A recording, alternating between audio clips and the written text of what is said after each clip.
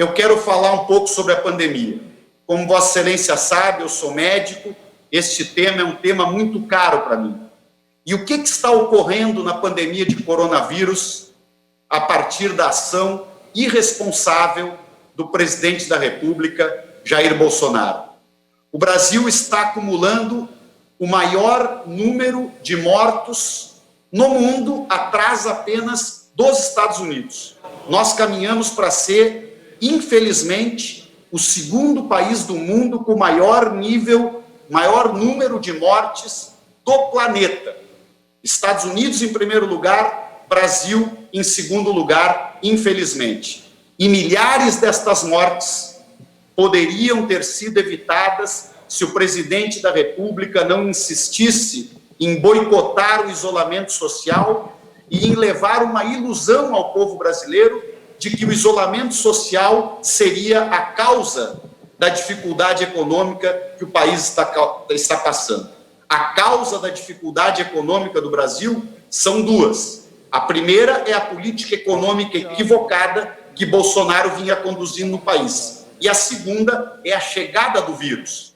Portanto, a adoção do isolamento social como mecanismo de proteção contra uma expansão cada vez maior da pandemia é exatamente a solução para a economia.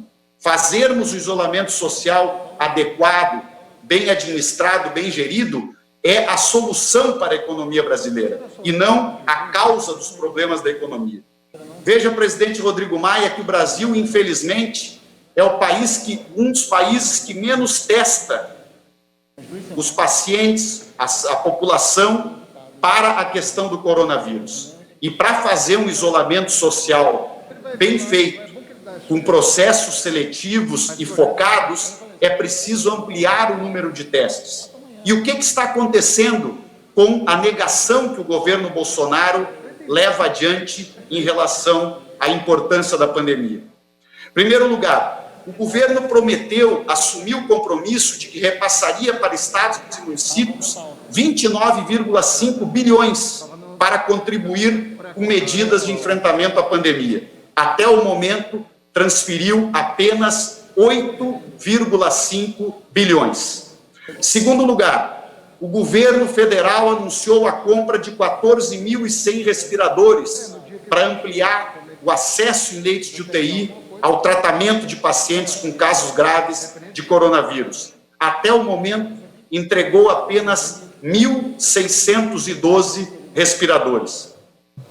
O governo assumiu o compromisso, anunciou publicamente, numa fala absolutamente mentirosa que não executou, que iria disponibilizar 46 milhões de testes para o país.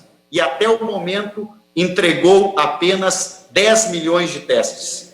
Para que se tenha um termo de comparação, o Brasil está testando em torno de 4.300 brasileiros para cada 1 milhão de habitantes, enquanto que países como a Alemanha, por exemplo, testam em torno de 47 mil pessoas em cada 1 milhão de habitantes.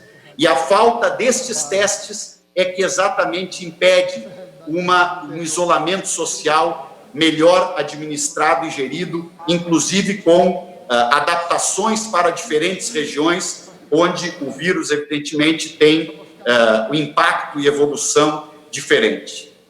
O que está faltando ao nosso país é uma coordenação do Ministério da Saúde.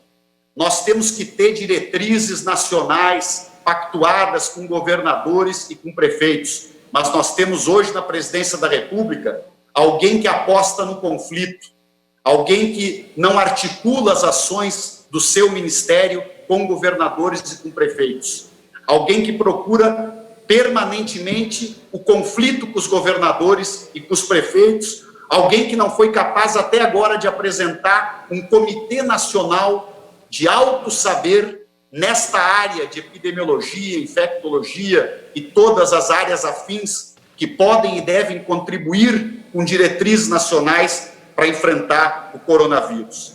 Nós temos, portanto, leitos de UTI e hospitais entrando em colapso em diversas cidades do país, em diversas regiões do país.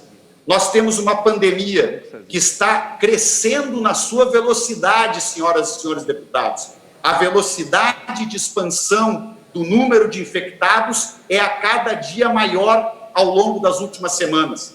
Nós não estamos saindo da pandemia. O Brasil está vivendo uma curva, infelizmente, crescente na velocidade do número de infectados. E, portanto, estes dados que comovem a todos nós, que agridem ao senso de humanidade de todos nós, de já termos, neste momento, 31.199 famílias de brasileiros que perderam um ente querido, infelizmente, tendem a se agravar. Se Bolsonaro não for detido no seu desatino, da forma irresponsável como está tratando esta pandemia, o Brasil poderá superar, infelizmente, os 100 mil mortos. E os prejuízos para a economia serão tão maiores quanto mais tempo e quanto mais grave for a pandemia. Não há disputa entre defesa de vidas e defesa da economia. Quem defende a vida e quem aborda de maneira científica e adequada o enfrentamento da pandemia está, aí sim, ajudando a salvar a economia brasileira. É preciso mudar os rumos de gestão deste país. O Brasil não suporta mais o governo Bolsonaro, presidente.